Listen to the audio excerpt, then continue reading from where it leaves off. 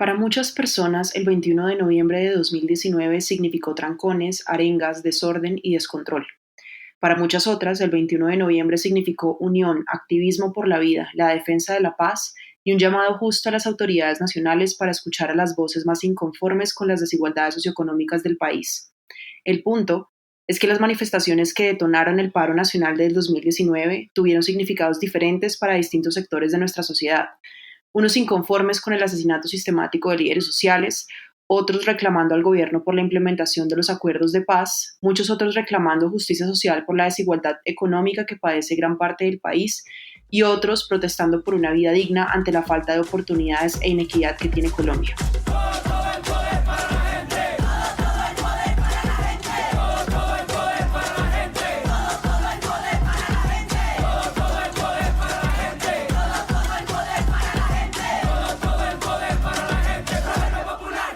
Los voceros del paro nacional demandaron una respuesta por parte del presidente de la República, Iván Duque, a las inconformidades sociales que invocaba la lista de pretensiones que reunió el Comité del Paro tras semanas de concertación sobre lo que se pretendía poner en la agenda de las movilizaciones. Después de varias semanas de protesta, el presidente convocó una conversación nacional cuya pretensión era que los voceros del paro expusieran la agenda de la movilización al presidente y si pudiera llegar a ciertos acuerdos y soluciones para los reclamos sociales que demandaba la ciudadanía.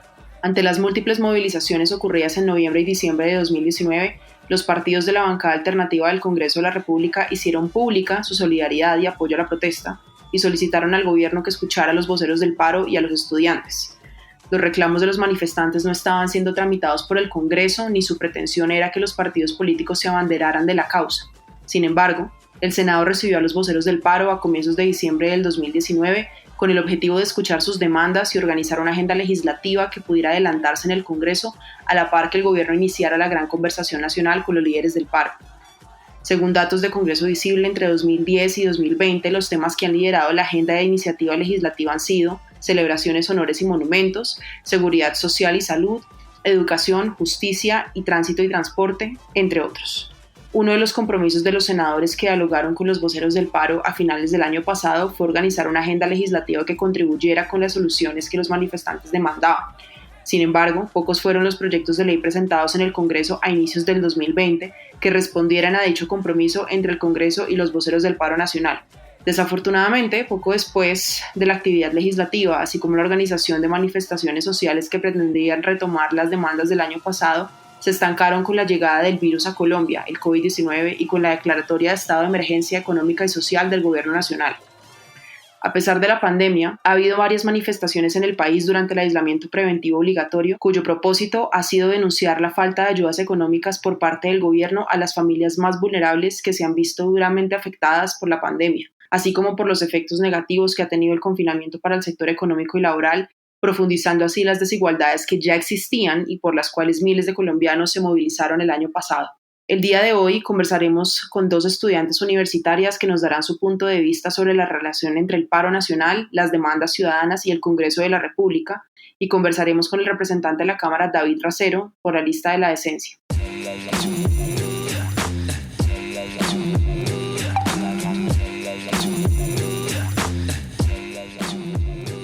Bueno, el día de hoy nos encontramos con Lina Sanabria. Lina es estudiante de Administración de Empresas en la Universidad Ariandina en Bogotá. Actualmente tiene un programa de radio y es una persona muy preocupada por temas sociales y políticos.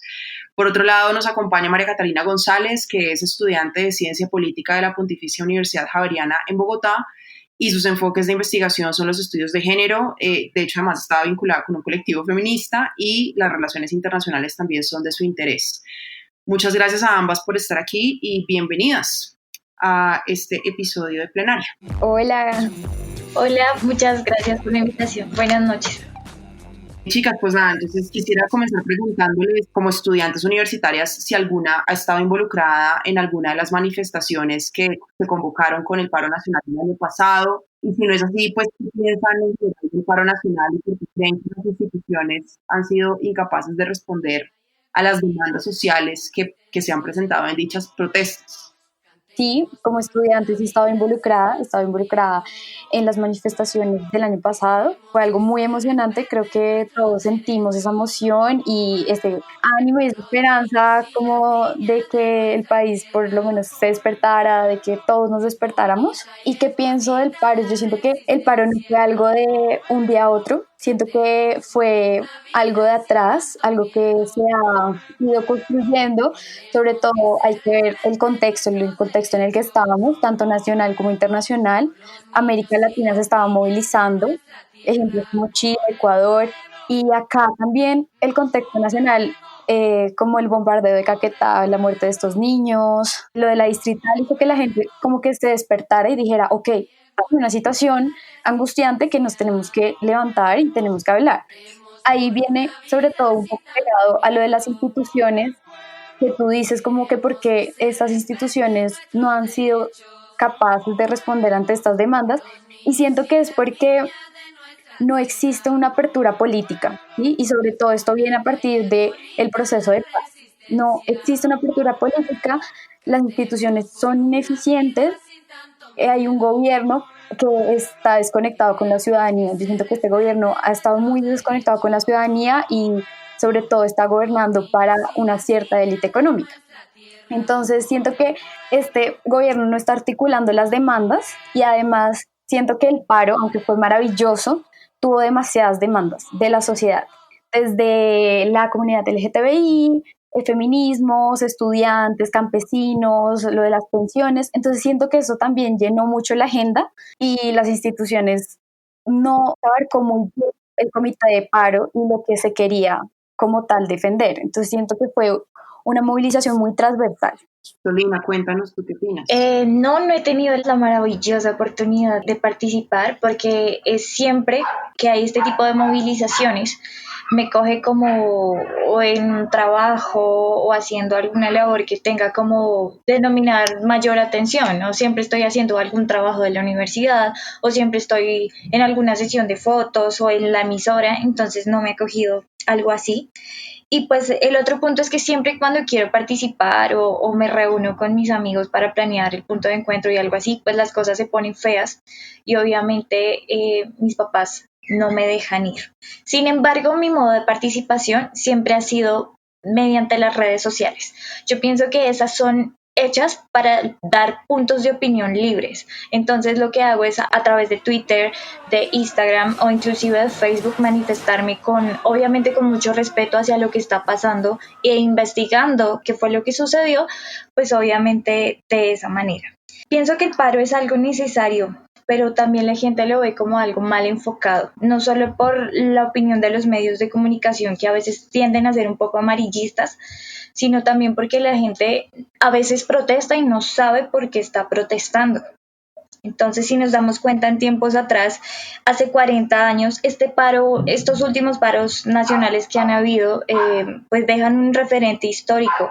40 años atrás hubo uno similar en el año de 1977, donde también fue la misma situación, se repitió en el gobierno del presidente Alfonso López Miquelsen, y ahí vemos que a la gente protestar de esa manera, él obviamente accedió de manera rápida a lo que la gente estaba esperando. Entonces, ¿por qué esperar a que pasen todo este tipo de cosas negativas para poder cumplirle a la gente? No, bueno, muy bien. Y digamos que ahora hablando de este asunto de las instituciones que mencionaba también María Catalina y que luego comentó un poco Lina, ¿ustedes por qué creen que la gente de pronto no está acudiendo a los representantes que escogió, por los que votó, que se encuentran en el Congreso de la República? Es decir, digamos que si se supone que estamos en una democracia, pues uno debería acudir a su senador o a su representante para que él haga ese quehacer político de representarlo en el Congreso y legislar por sus intereses. ¿Por qué creen que eso no está pasando? ¿Y por qué creen que la gente está yendo directamente a las calles? O es más, si está pasando, ¿por qué no tiene efectividad? Bueno, yo creo que la gente pues, se moviliza porque las vías institucionales se han agotado. O sea, ellos no ven otra salida y además la gente en Colombia no se está sintiendo representada, no se está sintiendo representada por los partidos políticos ni por los políticos. ¿Por qué? Porque hay un nivel muy bajo de confianza. Congreso Visible efectivamente hizo un reporte en el 2018 que sacaba el informe de la POC. El nivel era muy bajo.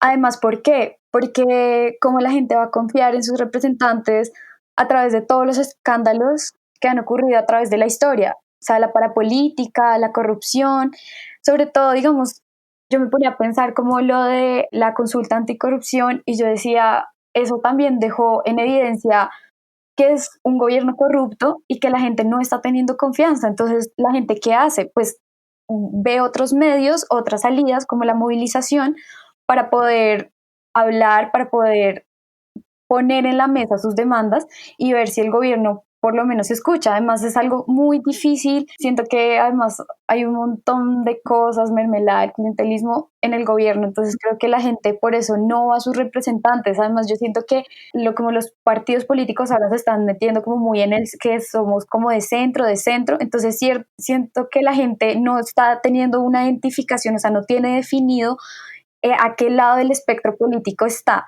Y ahorita con las movilizaciones siento que ahora la gente se está definiendo más y eso alimenta el debate político y eso es súper importante. Listo, Lina, cuéntanos tú qué opinas. Bueno, yo pienso que hay una masa crítica de inconformismo social tan grande ante las expectativas del cambio, que yo siento que pasa el tiempo y la gente no se da cuenta de que de verdad han hecho por ellos, de que de verdad hay gente gestionando por ellos. ¿Cuál es la función del congresista? ¿Cuál es la función del senador? Ser el velador, ¿no?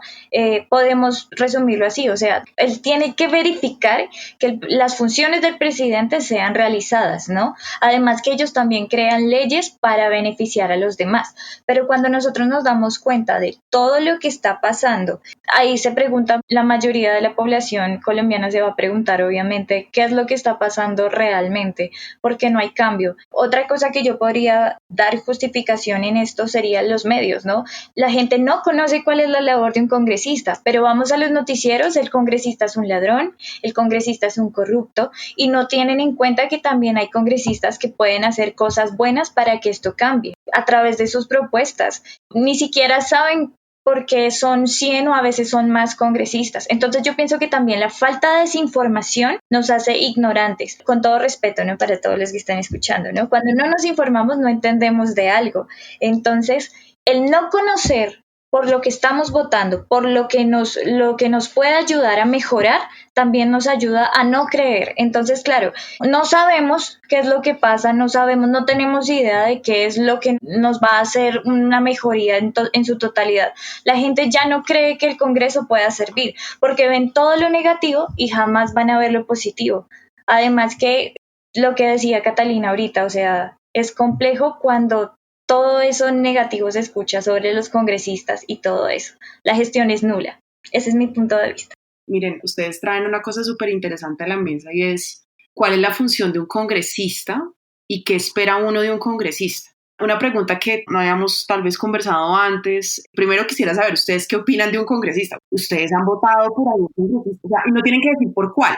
Es una cuestión que lo que decía Lina es una cosa muy interesante y es que la gente se indigna todo el tiempo con los congresistas, pero mucha gente no vota. Tenemos una tasa de abstención de más del 50%. Entonces uno dice, hombre, pues está perfecto quejarse, pero digamos, si uno participa en política, pues tal vez tendría opciones de escoger a quién le da su voto de confianza. Entonces, quisiera saber ustedes qué esperan de un congresista y si ustedes también hacen eso, si ustedes también participan de política y si no lo hacen, pues está perfecto, pero quisiera saber cómo es su expresión y su activismo con respecto a lo político. Bueno, yo sí he votado, sí, he tenido la oportunidad de hacerlo, pero cuando pasa lo que Daniela estaba diciendo y el punto que tocaba yo ahorita, y es cuando hablamos de que vamos a votar, bueno, votamos por lo principal, ¿no? Pero puedo decir que voté por un congresista sin saber qué proponía, qué tipo de ideas podía dejarle positivas a la ciudad, en el caso de nosotros, ¿no? Acá en Bogotá. Y voté por votar. Entonces a eso me refiero, ¿no? No hay como un orden y no hay como una información concreta con la que yo pueda saber si esto sí va a ayudar, si esto no.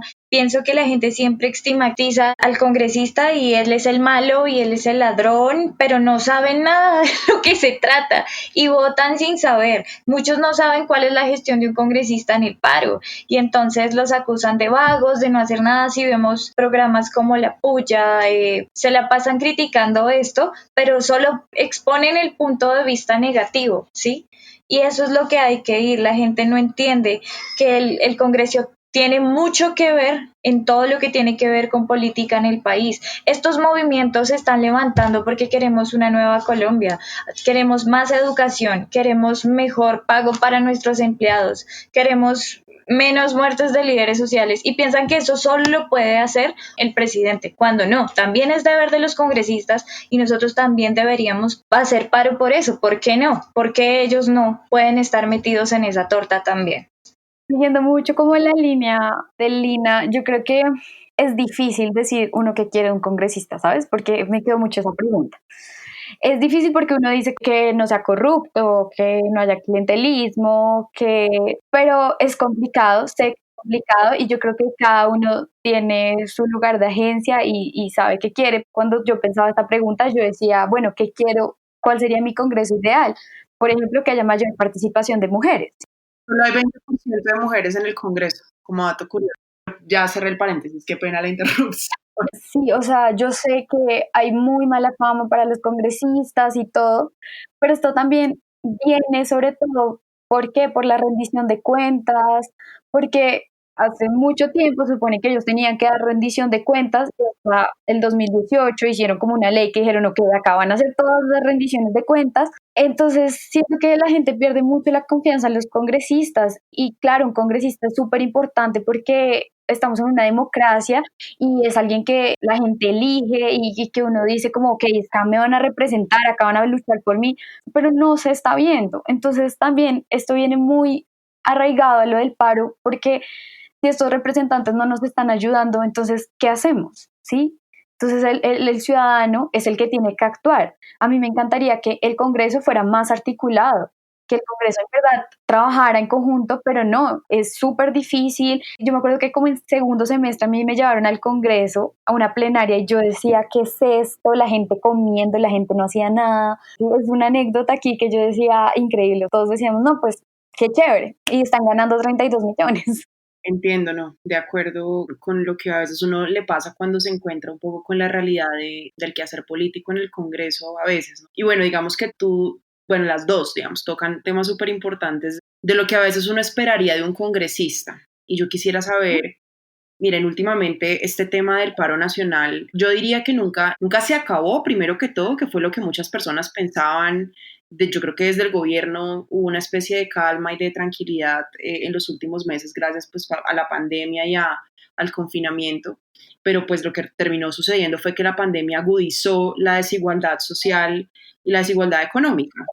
Entonces lo que vemos ahora son mayores demandas ya de las que habían antes, no solamente frente al presidente de la República, sino que también se le exigen cosas al Congreso. Eso sumado pues a los abusos policiales que han ocurrido en las últimas semanas, que también no son estrictamente una demanda del paro como tal, pero sí derivan del ejercicio de la protesta.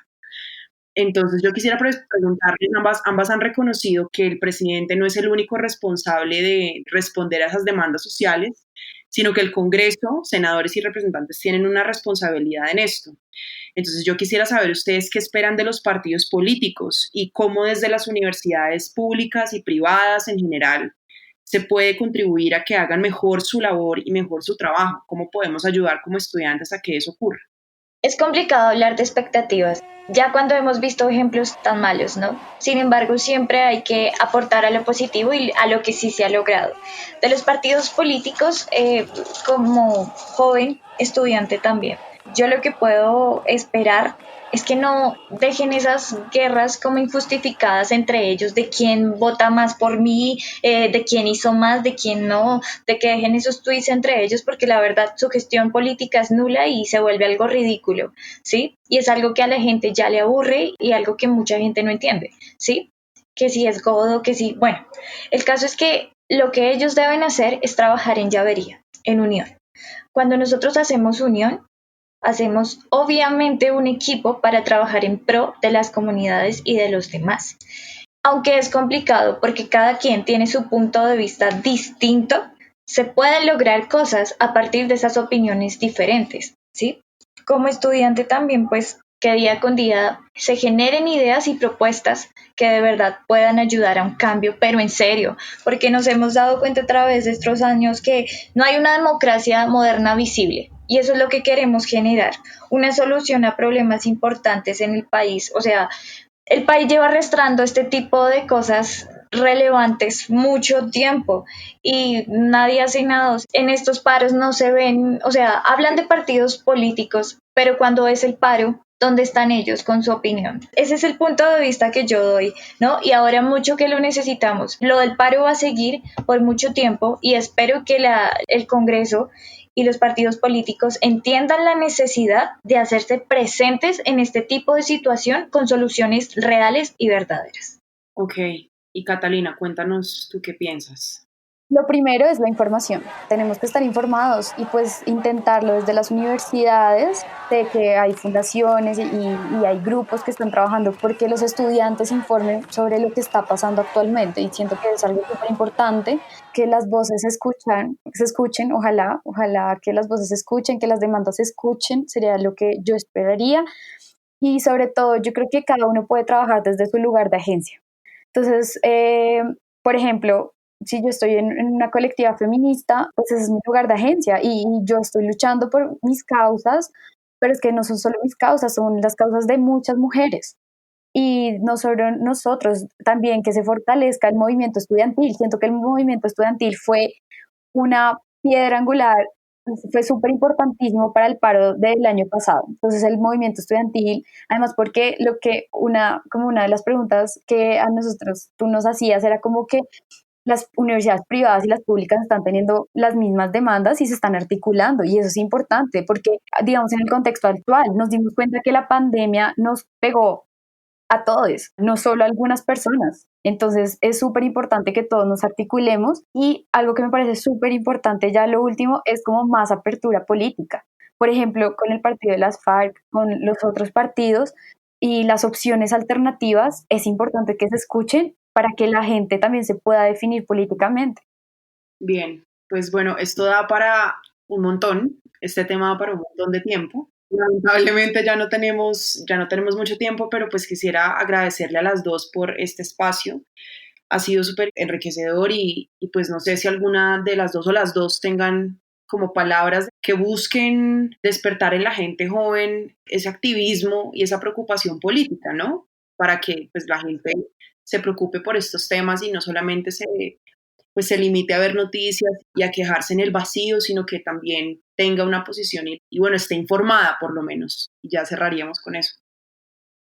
Quiero invitar a los jóvenes y a las jovencitas, a todos los estudiantes, no solo de las universidades, de los colegios, del SENA, a los chicos que son jóvenes y que tal vez no estudian, pero sí trabajan y saben cómo es levantarse todos los días, tal vez experimentan eso ya desde tan jovencitos, trabajar duro para conseguir pues su sustento, ya sea para ellos o para su familia o para sus estudios, porque tenemos tantas historias en esta ciudad y en este país para contar sobre los jóvenes que es impresionante, ¿no? Entonces quiero invitarlos a todos a que de verdad se apropien más, tengan más ese sentido de pertenencia con su ciudad y no solo vean lo que no es, sino que también se informen, investiguen. No les estoy pidiendo que se vuelvan los superpolíticos o que se metan en esos temas, que se enganchen, porque no, cada joven es distinto y tiene lo suyo, ¿no? Y busca sus sueños y sus propósitos,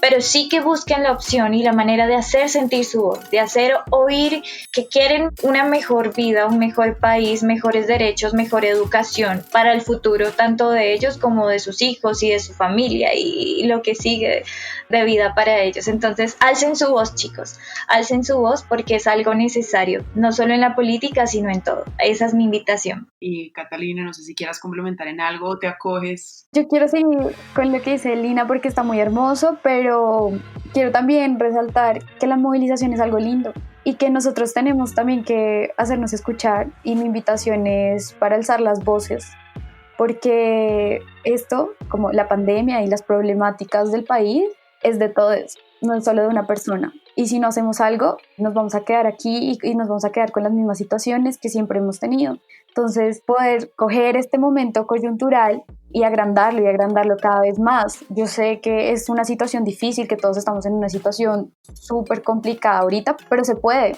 Lo estamos observando con los movimientos que están saliendo ahorita. Entonces esa es mi invitación, como para que todos alcen la voz, para que en verdad hablen y defiendan lo que creen. Excelente, bueno chicas, estoy muy contenta de haberlas tenido acá, siempre son bienvenidas al podcast de Congreso Visible a Plenaria y ojalá pues esta sea la primera vez que nos vemos, pero no la última. Entonces, muchas gracias a las dos por estar aquí. No, muchas gracias a ti por la invitación y gracias a Catalina por su punto de opinión. Gracias. Claro que sí, muchas gracias a ti y a Congreso Visible. Bueno, el día de hoy nos acompaña el representante de la Cámara, David Racero, por la lista de la decencia, quien ha estado involucrado en los debates sobre el paro nacional, la protesta social, los controles políticos a los ministros del gobierno en las últimas semanas. Muchas gracias por estar en este episodio de plenaria de Congreso Visible y me gustaría pues arrancar una serie de preguntas básicamente de la siguiente, y es ¿de qué formas cree usted que el Congreso contribuyó a las discusiones que tuvieron lugar el año pasado durante el paro nacional? ¿Qué lugar tienen esas demandas ciudadanas como las que se presentaron en el paro nacional en la agenda política que usted tiene, en la que tiene su partido político o incluso los partidos políticos de oposición en el Congreso? Muy buenos días, Daniela, muchas gracias por la invitación y por supuesto a Congreso Visible, muchas gracias por la invitación, una entidad tan respetable, de verdad que es un honor para mí poder participar. Yo empezaría dando un balance general que de lo general termina siendo el corazón de la pregunta que me plantea, y es: el Congreso no ha sido capaz de tramitar las demandas. Ha sido un Congreso completamente indolente e incompetente al momento de canalizar, como debería ser, nosotros como representantes de la ciudadanía, esas demandas, sueños inconclusos, frustraciones, esperanzas, expectativas de la ciudadanía expresadas el año pasado en el paro nacional. ¿Y eso cómo lo podemos constatar? Justamente por lo que está ocurriendo en este momento. Después del paro nacional en noviembre, diciembre del año pasado, llegó el COVID en marzo, nos tuvimos que encerrar, confinamiento en nuestras casas, y ese confinamiento lo que hizo fue congelar la movilización que ya venía en tránsito. Y una cosa es congelarla y otra cosa es superar justamente las demandas de la ciudadanía. Al vernos los ciudadanos y ciudadanas, en las cuales me incluyo por supuesto, tener que estar encerrados en el marco de la pandemia, esas demandas e insatisfacciones no solamente no fueron satisfechas, sino que empeoraron. Aumenta la desigualdad, aumenta la pobreza, aumenta el desempleo, un sinnúmero de indicadores sociales y económicos que están por el piso, y hace que pase lo que pasó el 11 de septiembre, 9 de septiembre, de septiembre, cuando está Florero de Llorente, el asesinato del abogado Jairo Ordóñez, hace que salga toda una expresión social violenta, justamente porque no se le han podido canalizar las demandas. Y en eso hay una responsabilidad del gobierno y del Congreso. Y en este caso, que es lo que nos compete el Congreso, es un Congreso que termina siendo muy servil a la política del gobierno nacional, un Congreso que está más interesado mayoritariamente en manejar buenas relaciones con el gobierno del señor Iván Duque, y es incapaz de reconocer lo que está pasando en la calle. Eso es lo primero, una incompetencia de reconocer realmente las problemáticas. El año pasado se lo decíamos al Congreso en el marco de la discusión del presupuesto como lo estamos discutiendo ahora. No nos creyeron. Y hace una semana, el DANE arroja las cifras del 2019 con un aumento de la desigualdad y la pobreza. Y ese es el Congreso que no está respondiendo. Pero segundo, es indolente, Daniela, déjame decirte, porque ante ese servilismo que se tiene ante el gobierno del presidente Duque, termina siendo un Congreso que se tapa los oídos, y aunque la gente y los ciudadanos presionen, propongan, se manifiesten en redes, el Congreso hace el de la vista gorda. Y déjame darte un ejemplo. Ha sido completamente indignante para los ciudadanos este año que el Congreso se mantenga con un trabajo legislativo a medio andar, en un principio completamente cerrado, y después con el modo de la virtualidad con todas las limitaciones que se pueda tener, y ahora que se ha abierto la economía en un 99%, hasta los bares ya lo están abriendo, el único que no se hable plenamente es el Congreso. Y hay congresistas que en sus intervenciones lo que hacen es responsabilizar a la gente de lo que están haciendo, exigiéndoles que vayan a trabajar, arriesgando su propia vida, y el Congreso no lo hace. Es un Congreso que no da ejemplo, sino que da vergüenza.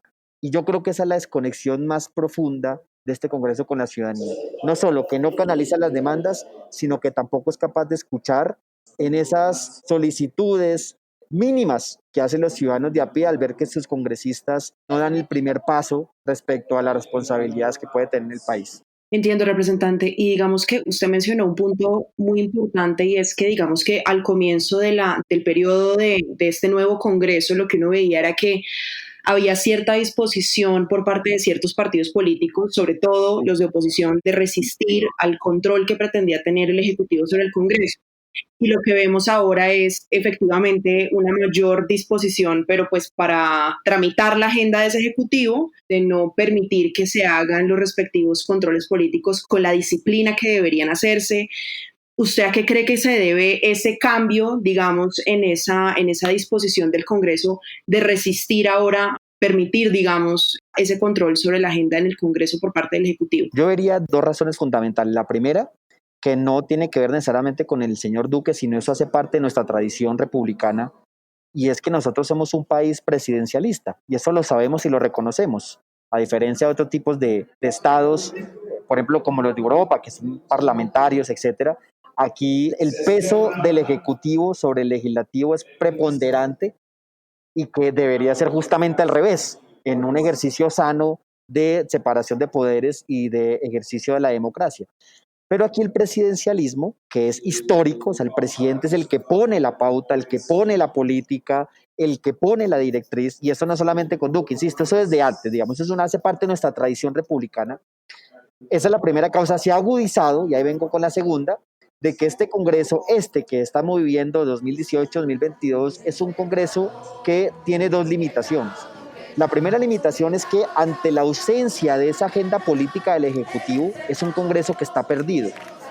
Si estamos diciendo que nuestro país es preponderantemente presidencialista, la agenda la pone el presidente, el Congreso termina trabajando en función de la agenda presidencial. Cuando te encuentras una agenda presidencial ausente, cuando no hay, este es un presidente que no tiene proyecto, es un presidente que está discutiendo más bien problemas como acabar la JEP, ¿cierto? Nada que ver con la situación actual del país, un presidente que está más preocupado por defender a su jefe máximo o en los problemas internacionales, peleas internacionales con Venezuela, bueno, etcétera. Si no hay una agenda clara del presidente, del Ejecutivo, es un Congreso que empieza a patinar, ¿no? Es un Congreso que empieza a patinar porque entonces no sabe dónde ubicarse. Pero la segunda limitación es que sí es un Congreso que realmente no trabaja para las mayorías. O sea, es un Congreso que está más preocupado por hacer los acuerdos necesarios con el gobierno de cara a su accionar político tradicional. ¿Sí? Yo no lo veo de otra manera. O sea, cuando nosotros estamos hablando que, y eso es reconocido, que el paro del año pasado, por ejemplo, fue una gran movilización del estudiantado, que nosotros como bancada alternativa, y eso tiene que ver con la pregunta que me hacías, ¿qué hacíamos nosotros? Si queríamos nosotros impulsar una gran reforma, revolución educativa en el sentido amplio, algunos hablan de 14, 15, hasta 17 billones, dependiendo dónde nos ubiquemos, este Congreso es completamente timorato. O sea, si el Congreso racionalmente sabemos que un país que no le invierta a la educación es un país de no futuro, que el siglo XXI es el siglo del conocimiento y del saber, que ya estamos en la cuarta revolución industrial tecnológica a nivel internacional, y nosotros aquí todavía discutiendo, sí, cosas que si la GEO o la GEM no. Este Congreso lo discute racionalmente, pero al momento del voto, Daniela, no da ese paso, porque siempre está esperando saber qué dice el gobierno. No se atreve a tomar las decisiones fundamentales del país. No se atreve. ¿Y por qué? Porque los congresistas están más pendientes del visto bueno del ministro y ellos cómo van ahí. Y esa es la tendencia mayoritaria. Esa es como la frustración de las que uno se encuentra acá, donde se impone es el poder. A ver, digamos que el Congreso para mí, perdóname, hago el paréntesis, es como un cementerio de ilusiones donde se impone la fuerza y no el argumento. Yo no soy ingenuo, así es la política, por supuesto, no somos ingenuos, estamos acá y en esto y este juego decidimos jugar, juego de los poderes y contrapoderes y de las fuerzas, pero hay algo tan evidente, puro sentido común, que ellos no se atreven a dar ese paso. La reforma tributaria es la misma, somos de los países más desiguales del mundo y eso se obedece a nuestra política tributaria completamente desigual y este es un Congreso que no hace una reforma progresiva como lo dice la Constitución. Eso es algo que hemos abanderado en la bancada alternativa, la renta básica universal. Ellos llaman renta básica al paupérrimo ingreso solidario de 160 mil pesos por hogar, que eso es inmoral, eso y antitécnico, porque es que eso no alivia realmente ni a los hogares ni va a estimular la economía. Y nosotros proponemos renta básica, llámenlo como quieran, si quieren, síganlo llamando ingreso solidario, pero aumentémosle un poco más, de manera más digna, 550.000 pesos, 70% del salario mínimo, y tampoco, o sea, es un Congreso obtuso. Y tercero, otro ejemplo, el tema de la reforma policial. El país hoy aclama reforma policial. La policía en su peor momento de legitimidad. Ya no más, semana tras semana, un abuso policial. Hicimos debate de control político una y otra vez. Llegamos hasta la moción de censura para llamar más la atención. Y este es un Congreso que dice que no, que aquí las cosas van bien, que hay que defender a ultranza al gobierno del presidente Duque, no importa que el país se vaya para el estanco. Usted menciona varios puntos en torno a qué debería hacerse para mejorar la situación del país. Digamos, la situación socioeconómica se agudizó y empeoró gracias a la pandemia. Mi pregunta iba dirigida de pronto a qué lugar debería tener el Congreso, qué tipo de proyectos de ley deberían impulsarse desde el Congreso para nivelar esa agenda con el Ejecutivo. ¿Cuáles deberían ser esos proyectos de ley que se impulsan para nivelar esa desigualdad socioeconómica que se ha agudizado? Bueno, nosotros y yo en lo personal, yo sí creo que el tema de la desigualdad sí es un problema estructural.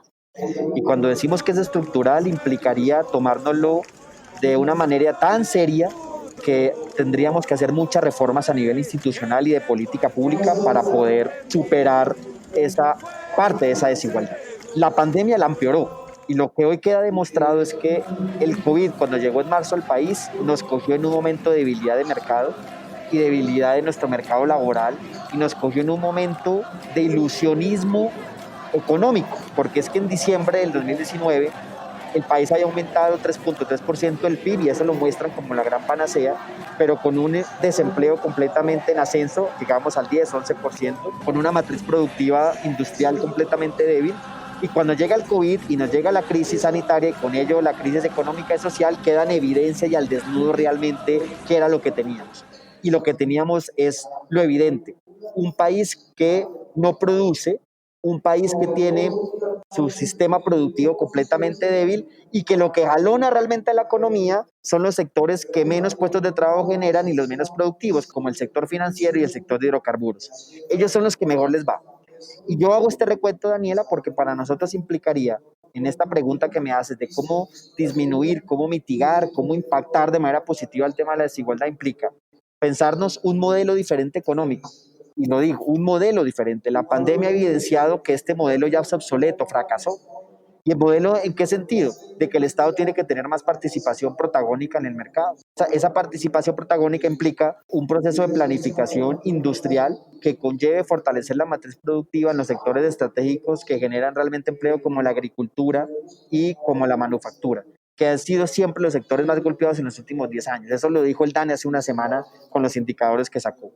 Son los sectores que más generan empleo y que generan valores agregados en la economía. Para mí es fundamental una reestructuración económica.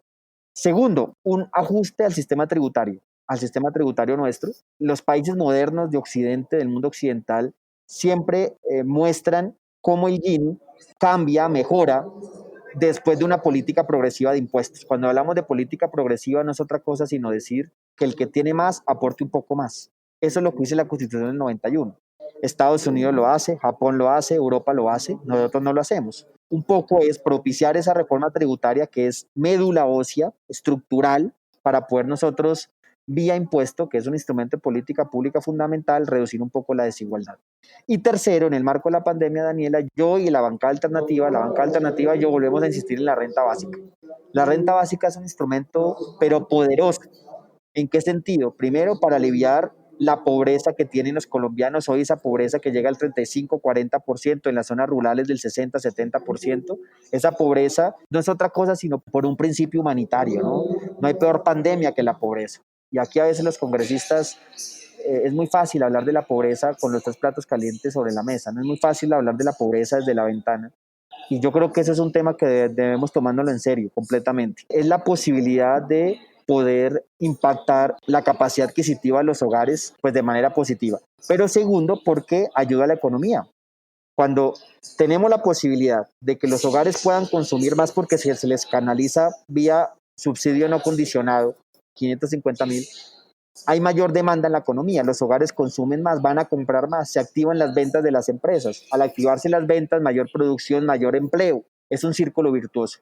Yo escuchaba al presidente Arturo Calle diciendo hace un par de semanas de que abrieron la economía, ellos abren las bodegas, pero la gente no les compra. Pues obviamente es que la gente no les va a comprar porque no tienen cómo comprar. Entonces, ese es el círculo virtuoso de las propuestas que nosotros estamos haciendo inmediata, renta básica inmediata y a mediano plazo, reformas tanto al sistema tributario como a nuestra matriz productiva. Claro, entiendo, representante. Yo, pues no sé, quisiera decirle, digamos, según el Observatorio de la Democracia, el 55% de los encuestados no confían en el Congreso, que eso es un montón de gente, o sea, eso es un montón de personas que no confían en la institución que por excelencia debería representarlos. Y si uno ve, por ejemplo, las bases de datos de Congreso Visible, uno se da cuenta de que el tema sobre el cual más legislan los congresistas se llama celebraciones, honores y monumentos. Entonces uno queda un poco como perdido porque obviamente ante todas estas preocupaciones estructurales, socioeconómicas, pues pareciera que muchos están a favor de legislar sobre lo que deberían estar legislando y poner una agenda sobre la mesa. Y mi pregunta ya va más dirigida no a una cuestión estructural de agenda del Congreso, sino a los congresistas puntualmente en materia de transparencia. Y es, por ejemplo, digamos, yo estoy enterada de que algunos congresistas, por ejemplo, usted tiene redes sociales y se conecta muchas veces con la gente que quiere hablar con usted y usted permite esos espacios de apertura, pero quisiera preguntarle si de pronto es necesario una normatividad clara que obligue a todos los congresistas a que hagan ese ejercicio, porque tal vez mucha gente está indignada o le molesta o no está de acuerdo con la forma en que los representantes a la Cámara o los senadores han legislado últimamente o han votado proyectos de ley o han votado mociones de censura y no tienen cómo hacer nada al respecto más allá de salir a la calle a protestar. Entonces quisiera preguntarle qué mecanismos cree usted pertinente que deberían facilitarse para que los congresistas sí o sí tengan que rendirle cuentas al electorado que eventualmente los eligió. Sí, mira que esa ha sido una discusión que nos hemos dado en estos 2 años a propósito de la consulta anticorrupción,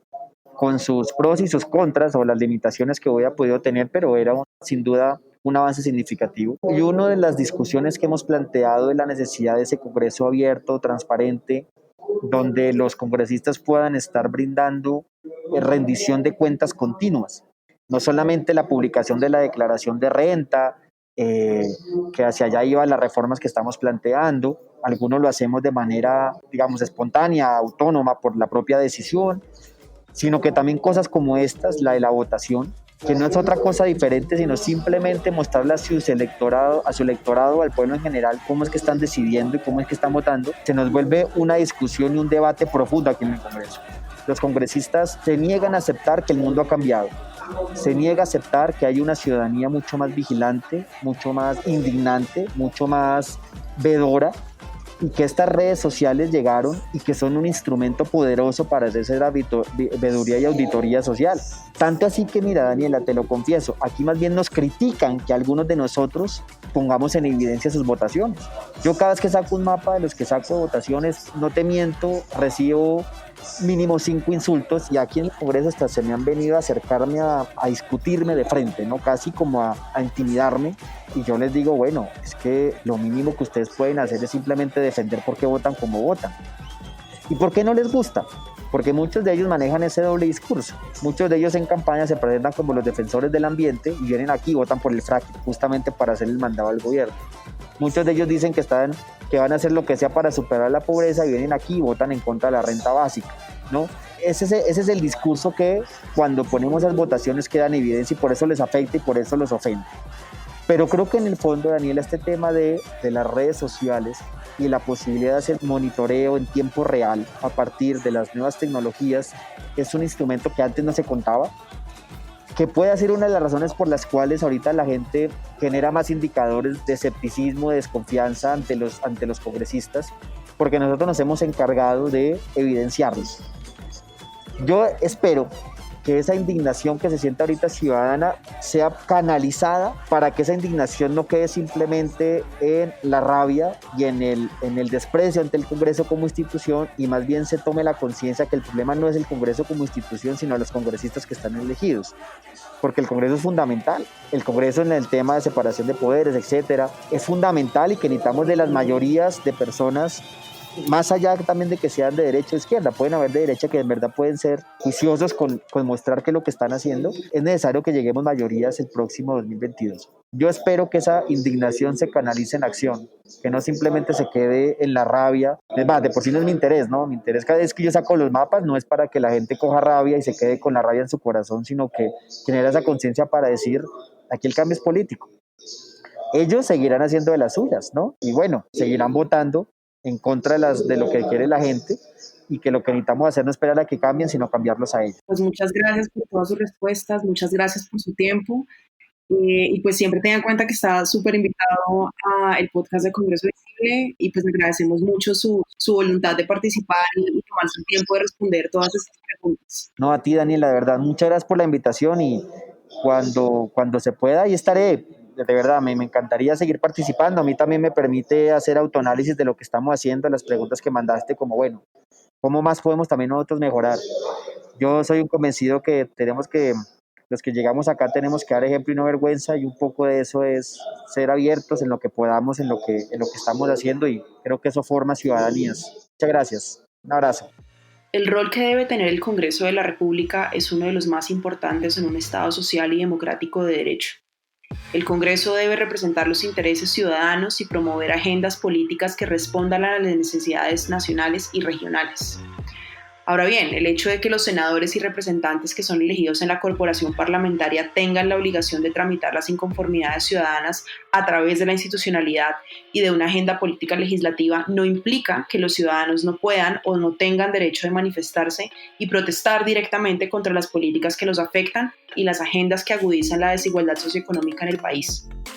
Las conclusiones del representante Racero, de María Catalina y Lina, tienen un núcleo en común. El Congreso no ha logrado canalizar las necesidades y demandas ciudadanas. Hay una crisis de representación política partidista, y el control político que debería estar haciendo el Congreso en contrapeso a las decisiones del Ejecutivo no está funcionando adecuadamente, y su ejercicio no está conectado con los temas que indignan a los colombianos. Y bueno, si nos preguntamos qué esperamos de nuestros congresistas, la respuesta debería ser, primero que todo, que escuchen a la gente, que sepan que su trabajo es representar a la ciudadanía, conectarse con ella, abrir canales de comunicación y trato con el electorado que los eligió. La no toma de posición política frente a temas sensibles que aquejan a la ciudadanía solo genera más desconfianza entre los colombianos. Es importante que los partidos tomen posición, adopten mejores agendas, escuchen a la gente y las demandas que han presentado frente a la desigualdad socioeconómica, la falta de oportunidades, el abuso policial y la violencia que cada día se recrudece en el país. La confianza en el Congreso debe fortalecerse, pero los partidos políticos deben trabajar para renovar dicha confianza ciudadana. Muchas gracias por escuchar Plenaria, el podcast de Congreso Visible. Síganos en nuestra cuenta de Twitter en @Congreso Visible y en Facebook como programa Congreso Visible para obtener más información sobre nuestro trabajo investigativo y recopilación de datos sobre el Congreso de la República. También visite nuestro canal de YouTube, Congreso Visible, para informarse y aprender sobre todos los trámites y procesos que ocurren en el Congreso. Agradecemos a Estefanía Lopera, encargada de la edición y producción de sonido. Agradecemos a la Facultad de Ciencias Sociales de la Universidad de los Andes por apoyarnos en la producción y difusión de este proyecto. También agradecemos la participación de María Catalina González, Lina Sanabria y David Racero en este episodio. Les deseamos una muy feliz semana.